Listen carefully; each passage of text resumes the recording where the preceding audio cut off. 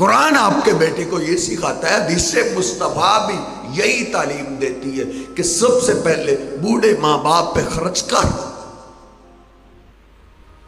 صحیح البخاری میں نبی پاک صلی اللہ علیہ وسلم فرماتے 3 آدمی غار میں پھنس گئے تھے، 2 نے اپنی اپنی نیکیوں کا ذکر کیا، پتھر اتنا نہ گھٹا کہ وہ باہر آ سکے۔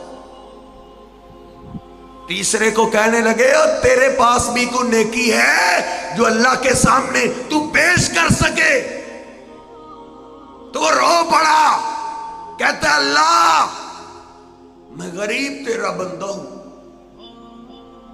بکریاں چلاتا ہوں، بکریوں کے دودھ پہ میرا گزارا ہوتا ہے، شام تک بچے میرا انتظار کرتے رہتے ہیں، شام کو دودھ پیتے ہیں، صبح پھر دودھ کم ہوتا ہے اس سے ناشتہ کر لیتے، پھر سارا دن بچے میرا انتظار کرتے ہیں۔ اے اللہ غریب ضرور ہوں، بکریوں کے دودھ پہ گزارا کرتے ہیں، لیکن سب سے زیادہ عزت میری 4 دیواری میں میرے بوڑھے ماں باپ کی ہے۔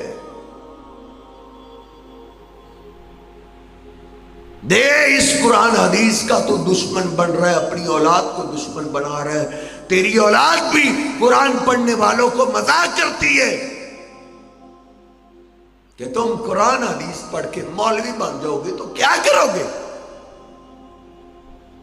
دیکھ حدیث تیرے بیٹے کی کیسے تربیت کرتی ہے۔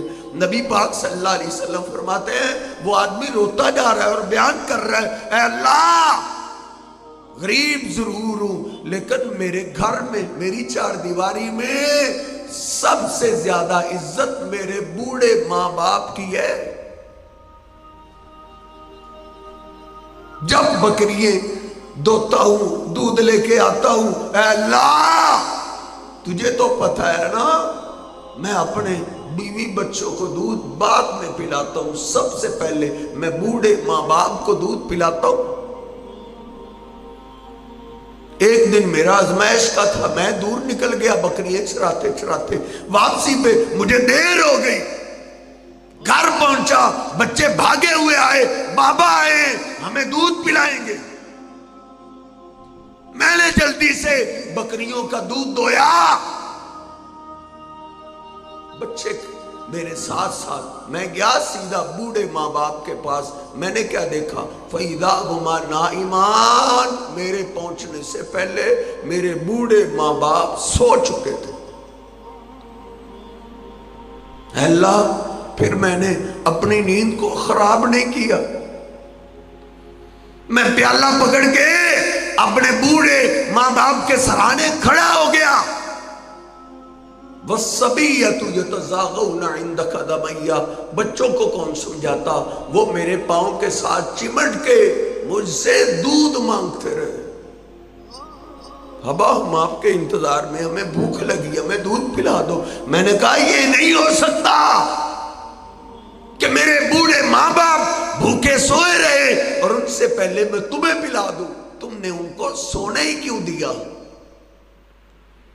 آج میں تمہیں پلا دوں، ایسے تو ہر روز وہ سو جایا کرے۔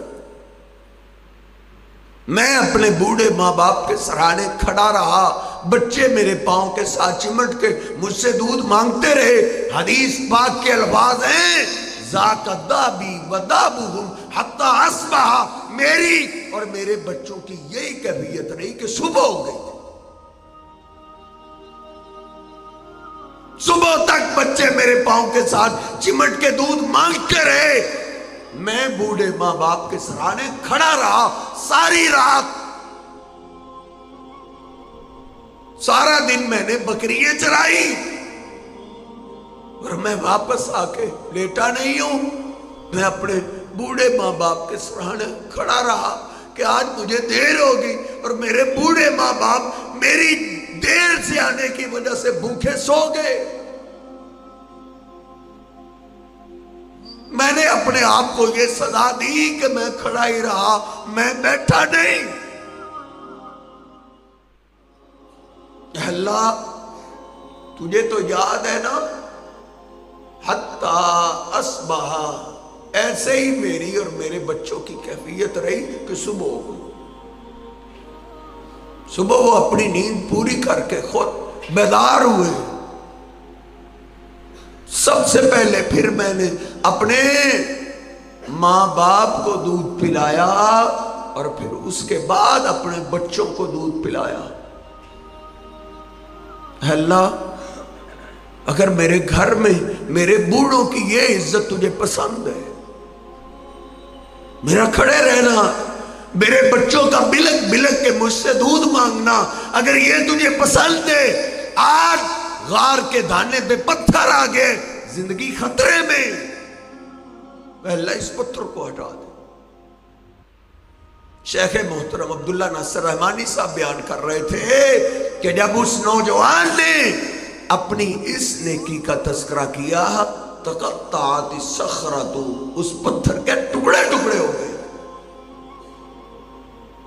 لے قرآن و حدیث تیری اولاد کی یہ ذہن سازی کرتا ہے، قرآن و حدیث آپ کی اولاد کی یہ تربیت کرتا ہے. خوش نصیب ہے وہ باپ، وہ ماں جس کو شوق ہے اپنے بیٹے کو حافظ بنانے کا، قاری بنانے کا، دین کا عالم بنانے کا. اس باپ کو بھی سلام ہے، اس ماں کو بھی سلام ہے